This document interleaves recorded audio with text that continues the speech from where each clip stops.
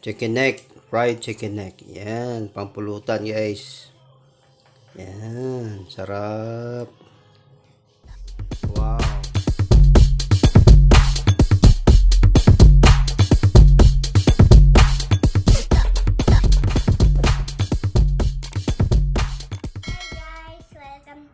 YouTube channel. Today is simpleng luto ni Enrique. Wow.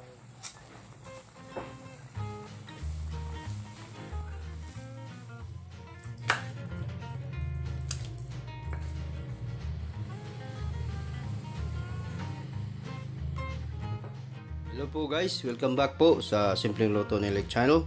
So ngayon guys, magluluto po tayo ng simpleng recipe lamang, yung chicken neck, fried chicken neck. Pwedeng pampulutan po at pangulam. Tiyak magugustuhan ng pamilya natin. Okay? So ito yung mga ingredients guys. Meron tayong 1 kilong chicken neck o liig ng manok. Yung pinakita ko kanina, pinalambot na natin. Okay? Para mamaya hindi matigas pag pagkaluto. So 1 kilo po yan at slice natin ng ganito.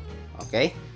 So meron tayong cooking oil, meron tayong crispy fry, tsaka meron din tayong 1 tasang flour, meron tayong egg, at tsaka meron tayong seasoning. Ito yung baki naman, yung magic. Okay? At tsaka meron tayong pamintang durog at tsaka konting asin. Okay? So sana po magugustuhan yung natin, yung simpleng recipe lamang. So ang gagawin lang natin, halo-halo lang to. Okay? At saka deep fry natin. Ngayon guys, mix natin yung crispy fry at saka yung flour natin. Okay? Pwedeng hindi ubusin o depende po sa inyo. Okay? Siguro mga kalahati lang. Yan.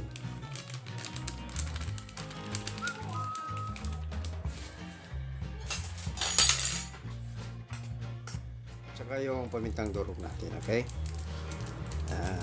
Mix tayo. Ngayon guys, lalagay tayo ng egg. Yan. Be sure yung shell yung shell baka mahalo, delikado. Yan. Saka yung konting seasoning lang kasi mayroong crispy mix na tayo. Konti lang. Okay. Saka konting asin. Para may lasa naman. Okay. Okay. Saka halo-halo lang tayo. Halo muna natin bago yung Pwedeng kamayin as long as malinis yung kamay natin, of course. Diba? So ngayon lalagay na natin yung natin. Yung mix ng crispy mix at saka yung flour. So dandahan lang para natin ma-estimate. Okay? Saka halo lang natin. Yan. Okay.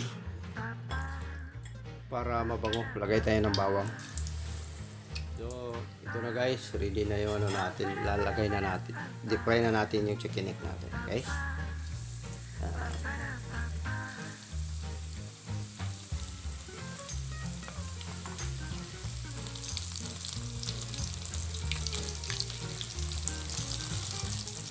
Ito na guys, luto na guys. Yan. Okay. Lalagay natin dito.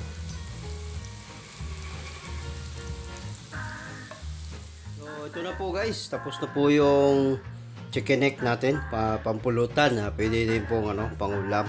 So titikim po tayo. Okay. Ayan. At saka meron tayong sauce, yung vinegar, at saka meron yung bawang at saka yung onion. Okay, yung partner talaga. Yan. Okay. Sarap guys. So sana po nagustuhan yung simpleng recipe natin ngayon guys. At sana po patuloy po kayong susuporta sa Simpleng Luto ni Enrique channel. At lalo na po sa mga bago lang po, sana po subscribe po kayo. At don't forget po to press the notification bell po. Thank you po. Thank you and God bless.